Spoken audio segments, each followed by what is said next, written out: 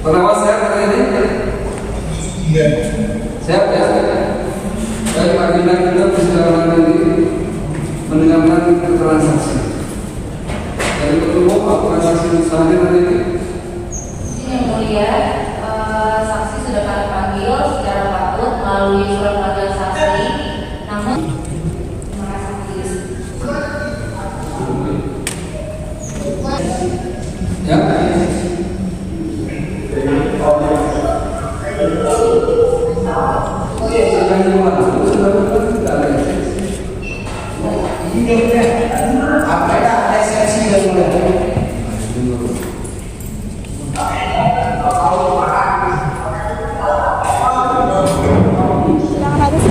Sempat ada perdebatan sedikit dengan tadi itu kan kemarin sidang yang kemarin kan saya nggak hadir. Kebetulan ada 2 tim saya yang hadir. Versi tim saya mereka itu ada yang mengajukan eksepsi, ada yang memang tidak mengajukan eksepsi, yaitu pengacara baru. Nah, dalam pemahaman saya, sidang hari ini itu adalah sidang pembacaan eksepsi.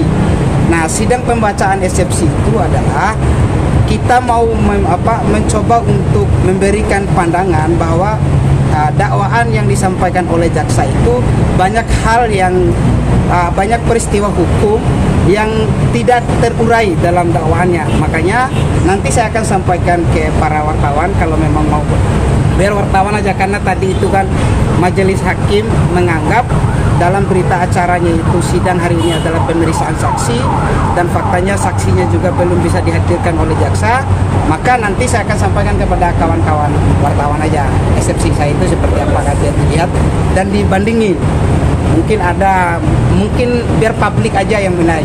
saksinya seperti apa Bang? Menurut abang sendiri dari tim?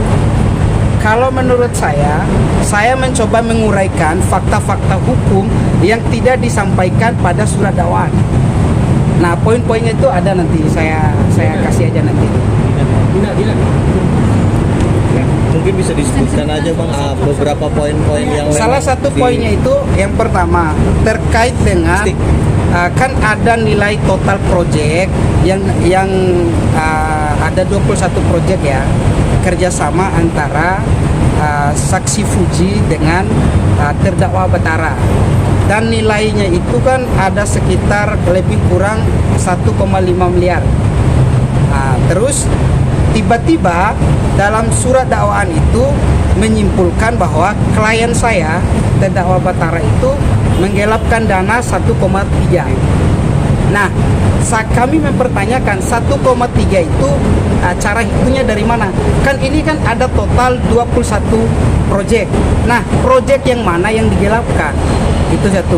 Nah, yang kedua, ada beberapa poin inti yang menjadi persoalan sebelum kasus ini dibawa ke ranah hukum, sebelum kasus ini dilaporkan ke polisi, sempat ada somasi dari lawyernya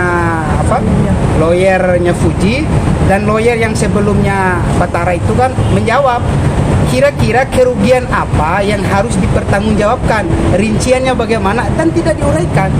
Bahkan peristiwa hukum sebelum terjadinya laporan polisi itu nggak diuraikan juga di surat dakwaan.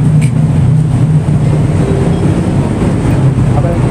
Mungkin Ibu sebagai Batara seperti apa gitu ya? Sekarang ditunjukkan ya sedikit agak kecewa kalau aku ya, karena saksi ya kurang langsung pemanggilan saksi ya Bang ya. Jadi kita ada juga karena Coba keluar eksepsinya satu nih. Kemarin ini abang ini nggak hadir. Iya, saya nggak hadir. Wakil tim yang lain. Oh, itu 21 project berarti totalnya 1,5 M gitu. 1, lebih kurang itu 1,5 sekian Dari 21 project. dari 21 proyek. Cuma kesimpulannya Fuji itu 1,3 1,3 sekian. Nah, yang mau saya pertanyakan itu kan bagaimana cara hitungnya si Fuji itu sampai angka 1,3 itu dari total nilai proyek 21 proyek itu. Misal ada beberapa proyek yang mana yang digelapkan. Itu satu ya. Nah, sedangkan dalam catatan saya kemarin kan saya udah coba print out rekening koran klien saya. Print out rekening koran klien saya. Di situ ada transaksi dari tiga ini ya. Dari tiga coba ini. Ada dari 3 bank. Nah, dari 3 bank itu pengeluaran klien saya untuk kepentingan Fuji itu satu rekening itu ada yang 200 juta, satu rekening lagi ada yang 1,8 miliar, di satu rekening lagi ada 3 tuh. Nah, ini kan rekening pertama ini kan ada 200, ini pengembalian ya. 250 ini. Oke, coba pegang. Nih. Dari ini nomor rekeningnya dan ini nilai satu rekeningnya. Nah, terus ada lagi kan ada 3 rekening Batara. Nah, ini total ininya nih.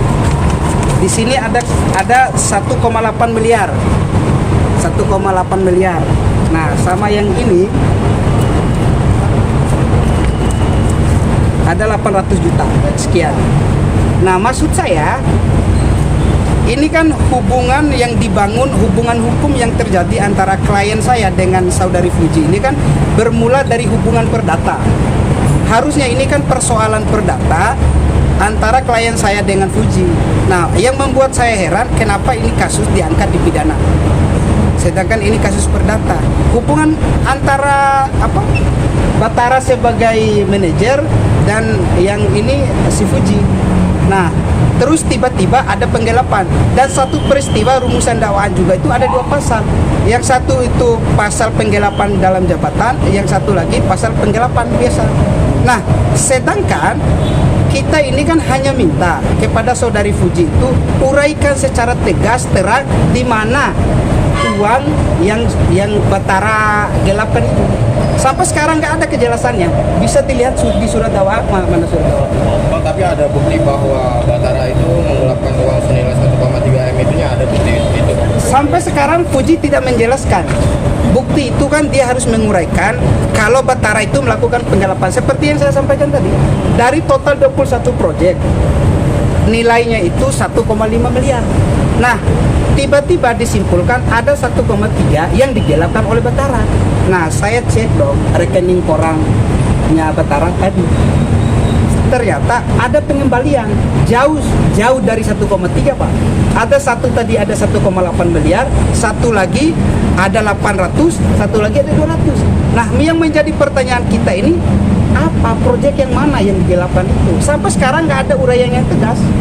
Bang, dari abang sendiri kuasa hukum pengennya gimana dalam kasus ini? Mungkin? Dalam kasus ini karena seluruh proses itu kan ada instansi hukum, ada lembaga hukum yang menangani, kita percayakan kepada ini kan proses hukumnya kan udah dilimpahkan kepada Pengadilan Negeri Jakarta Barat. Kami percaya dan yakin Pengadilan Negeri Jakarta Barat akan memutuskan dan akan mengambil keputusan yang seadil-adilnya dan kami akan memperjuangkan itu. Bang, menurut dari keterangan Batara sendiri gitu, dari deal-dealannya gitu sama Fuji mungkin seperti apa sih kalau by project atau gimana? Kalau dari deal-dealan itu kan ini kan kan dari dakwaan juga itu ada itu. Jadi setiap satu proyek si Batara itu dapat 5% satu proyek ya, dengan digaji kadang 500.000, kadang 1 juta. Per bulan gaji ya, per bulan gaji itu kadang 500, kadang 1 juta. Jadi nggak nentu itu nggak nentu. Nah, maksimal 1 juta. Nah, cuma yang pasti setiap satu proyek ada 5% fee-nya. Kalau dari Ibu sendiri menyangka nggak sih Bu terkait Ya, penggelapan kayaknya dari menurut Batara? saya di dalam kasus ini ada penyegelan itu kan kriminalisasi lah ya dalam ya agak gimana ya agak kecewa gitu loh. Takutnya yang bilang nggak mau di-viralkan tiba-tiba tapi semuanya deh kalau ini kalau next berikutnya dia saksi-saksi mungkin bisa menjawab semua. Jadi yang mau dipanggil ini. Tapi sempat nanyain nggak nggak sih ke ibu sendiri? Mana? Maksudnya ibu sempat nanyain nggak sih ke Batara, apa benar kamu melakukan hal ini gitu? Kalau berhubung dia juga nggak pernah tinggal sama aku, maksudnya dalam hal ini ya dia bilang gimana ya, Bang? Kalau bilang gimana ya? Ya nanti ada pengadilan yang memutuskan Iya. itu. Tapi menurut Ibu Batara sendiri selama kerja sama ini sudah mendapatkan apa? Mungkin kendaraan dan segala macam sudah kan didapat. Ada mobil dan udah diambil. Kalau masalah mobil juga yang dipermasalahkan di sini, ini versinya Batara itu pun uang gaji dia, bukan dikasih Fuji, itu nggak ada sama sekali. Tapi diminta. Bukan diminta. Jadi kalau menurut versinya Batara, uang sekian, daripada nggak punya apa-apa, beli mobil ya kamu. Anakku bilang, aku nggak mau, biarin aja, itu uangku aku tarik gitu. Tapi dia maksa untuk membelikan mobil itu pun nggak cash, kredit. Berarti mobilnya itu masih ada atas nama Oh, Batara apa gimana? udah nggak ada, boro-boro ini nggak ada. Udah ditarik atau gimana? Ya, kalau Dari penjelasan Batara kemana gitu? Diambil Fuji. Nah, sampaikan aja kalau memang diambil Fuji, Iya. kalau enggak, sampaikan. kalau diambil Fuji enggak. Ah. Karena setelah peristiwa ini, setelah ada kejadian ini, berikutnya dipulang bawa mobil. Tapi berhubung ya sekarang gini, manajer kalau udah enggak, apalagi ada kasus, ya udah nggak mungkin lah bisa bayar gimana. Oh, ditarik artinya Bu? Ya leasing, Ditarik leasing. otomatis, ditarik ada. leasing. Iya. Karena Iya. Tapi dengan tuduhan beberapa M yang diterang ke Batara itu menurut Ibu seperti apa, dan uang itu Aku yang bingungnya yang 1,3 ini rincian, uraian, penjabaran nggak tahu. Itu yang aku bingung. Berarti asal sebut 1,3. Ya udah gitu. Asal sebut Batara saya. nipu menggelapan uang 1,3 M. Ya, dia tidak merincikan. Nggak merincikan apa aja. Kalau itu bisa dicek, Iya. bisa dipertanggungjawabkan. Iya. Cuma secara hukum sendiri dengan penjelasan kayak gitu tanpa ada rincian detail segala macam bisa dipertanggungjawabkan nggak Bang mungkin? Jadi kan gini, saya tidak menuduh ya. Jadi kan ada sepenggal cerita atau ada sepenggal peristiwa hukum yang tidak ada di poin dakwaan itu sehingga muluslah pasal penggelapan itu. Salah satunya apa tuh yang nggak ada poin dalam Hah? dakwaan tersebut? Jadi kan ada nilai kerugian Batara. Dia hanya menyebutkan ada nilai kerugian 1,3, tapi dia tidak rincikan uang 1,3 itu. Artinya yang pegang duit siapa? Batara. Karena memang sebelum perusahaan yang mereka berdua itu TikTok, wanita TikTok Jakarta apalah seperti itu. Nah, sebelum ada rekeningnya, memang ada kesepakatan uang proyek itu masuk di rekening Batara. Disepakati. Tulisan di atas putih ya. Disepakati lisan. Oh lisan. Disepakati lisan. Karena di poin perjanjian itu, cuma kan sampai sekarang ada beberapa, bahkan sebelum dilapor polisi udah ada kesepakatan damai kok antara Fuji dengan Batara itu, bahwa Batara siap mengembalikan kerugian yang disampaikan tersebut dengan catatan pertama, Batara tidak boleh menyebarkan aib atau keburukan keluarganya, ya sama nggak boleh diviralin, ya yang ketiga itu kebalikan, dan itu disampaikan. Semuanya udah dibalikin seperti itu. Semua, makanya kan semua itu kan kita juga belum tahu sebenarnya berapa. kamera Bang. Nah, sebenarnya berapa kerugian itu kan sampai sekarang kan tidak dirinciin oleh Fuji. Mungkin kawan-kawan wartawan nanti lihat, coba tanya Fujinya berapa sih sebenarnya kerugiannya, coba dihitungkan. Ada total 21 itu, 21 proyek. Ada total, iya ada ini. Dapat juga Nggak ada dan nggak diuraikan juga. Ini surat dakwaannya. Berarti banyak kejanggalan di dalam persidangan ini. Versi saya dan menurut ilmu pengetahuan saya banyak sekali.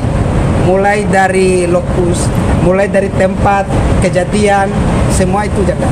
Bang, yang perjanjian tadi itu hanya lisan Bang, nggak tertulis. Yang sebelum Perjanjian yang dilaporkan. mana, Bang? Yang sebelum dilaporkan kan katanya sempat ada. Itu ada penyampaian. perjanjian dan hanya Fuji yang pegang. Versi Batara itu begitu. Dan ada saksi-saksinya. Ini yang mau dipanggil ini. Nah, yang mau dipanggil ini orang-orang yang tahu itu. Tadinya dibilang nggak ada eksepsi, ini saksi-saksinya dapat. Berarti minggu depan panggilan saksi. Mudah-mudahan. Mudah-mudahan saksinya hadir biar kita juga kan sama melihat fakta-fakta yang di lapangan. Artinya versi klien saya seperti itu, dan saya juga melihat ada rincian yang tidak clear dan ada peristiwa hukum yang tidak terurai secara utuh di dakwaan itu. Itulah kenapa eksepsi itu menurut saya itu penting untuk dibacakan. Artinya versi Batara dan versi Fuji dalam kasus ini berbeda. Beda banget. Beda. Kita tidak pernah membenarkan perbuatan kalau Batara benar melakukan penggelapan, kita tidak membenarkan itu. Kita cuma minta dari total nilai 1,3 itu sebenarnya berapa dan dari mana gitu. Asal muasal kerugian itu tuh bagaimana cara hitungnya, itu aja. Sampai sekarang itu masih misteri. Nggak ada kepastian apa. Bu, ini kan yang ramai soal bayaran Batara ya, yang hanya 500 ya, atau 5% itu. Itu benar. Ini menurut Ibu sendiri layak nggak sih mungkin Manajer mendapatkan- seorang manajer dibayar boleh Nih, saya bacain ini ya, di poin ini ya, poin dakwaan ini ya. Berawal pada bulan Desember 2021, Batara bekerja sebagai asisten atau manajer pribadi Fuji selaku influencer sekaligus Intinya pemilik. aja, Bang. Nah, intinya ini kan adapun tugas yang tanggung jawab selaku bentar. Sebentar. Nah, ini ya berkaitan. Nah, intinya dalam poin itu Fuji dan terdakwa Batara aja mendapatkan upah atau gaji dari saksi sebesar 500.000 sampai dengan 1 juta per bulan, dan komisi 5% dari setiap brand yang melakukan kerjasama dengan PT Wanita Terpilih Jakarta. Intinya benar bahwa Ini dari jaksa ya, bukan dari kita ini. Dan ini adalah poin yang menguntungkan Fuji harusnya. Ini. Menurut Ibu sendiri gimana sih Bu, layak nggak sih? Perasaannya dengan gaji 500.000 kalau nggak ada job kan berarti nggak mendapatkan komisi. Iya. Mungkin saat itu Fuji belum terkenal untuk membangun kerjasama ini supaya bagus, kedepannya sama-sama maju, gak apa-apa biar sama-sama jalan. Mungkin itu ya awalnya, cikal bakal munculnya itu. Karena kalau kita merujuk ke undang-undang ketenagakerjaan nggak bisa. Bu, tapi melihat Batara yang sudah bisa terus sudah berapa lama ini kita terus apa, dan ini bisa dibilang kasusnya praduga bersalah juga bisa dilakukan gitu ya, belum terbukti lah. Ya, karena belum terang ya. Ya, nanti sebagai seorang ibu kesedihan harusnya. Ya sedih lah ya, nggak mungkin bilang masa itu bohong. Hampir semua ibu. Ya hampir semua ibu Semua melihat ibu anaknya. lah sedih. Ya kok begini ya, aku udah berusaha untuk ya meyakinkan Batara, Bab, ini apa aja Satu yang kamu fotokopi. iniin, apa memang kamu merugikan atau apa, Bu, tapi iya, kan aku fotokopi ini. ini dia cerita semua gitu sama aku mengenai gaji, Kalau- mengenai kerjasama ya, Bang. Ini ada nggak? Yang fotokopi jangan ini. Yang mengenai kerjasama juga yang pegang ya, Bang ya, yang pegang sendiri doang. Di dia, di kita pun nggak ada. Nggak ada. Kerjasama antar manajer dan klien dan Fuji itu nggak ada. Nggak dipegang Nggak oleh dipegang, Batara, Batara bukan? nggak ada. Nggak dipegang. Nggak dipegang. Itu yang jadi Berarti yang permasalahan ibu itu. kenal mengenai sosok Fuji sendiri seperti apa? Aku nggak dekat, aku nggak pernah. Nggak ada komunikasi apa. Setelah kejadian ini kan nggak komunikasi. pernah juga. Mungkin harapannya untuk Batara seperti apa ini? Ya semoga ini cepat selesai. Memang ada keadilan yang objektif dari pengadilan segala macam. Ya itu harapan aku. Ya cepat selesai, bebas.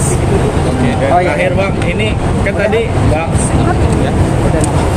Udah kali Bang ya? terakhir mungkin tadi kan eksepsi udah batal mungkin diajukan. Upaya yang dilakukan untuk pembelaan lagi apa Bang? Kan hukum acaranya kan harus berlanjut. Pemeriksaan saksi, saya juga kan tidak mau menjadi pihak yang menghalang-halangi proses hukum acara ya. Makanya cuman tadi kan saya mencoba untuk memperjuangkan hak klien saya. Dengan informasi dari tim saya kemarin, itu kan satu orang mengatakan sudah diajukan eksepsi, satu orang memang mengatakan tidak, yang baru ya. Cuma makanya kalau tahu seperti itu kan saya nggak buat. Makanya paling nanti kalau kawan-kawan mau, karena hakim nggak mau kan bisa dilihat. Artinya akurat bagaimana cara ininya kan. Nilai sendiri aja. Oke. Gitu ya. Terima kasih, Bang.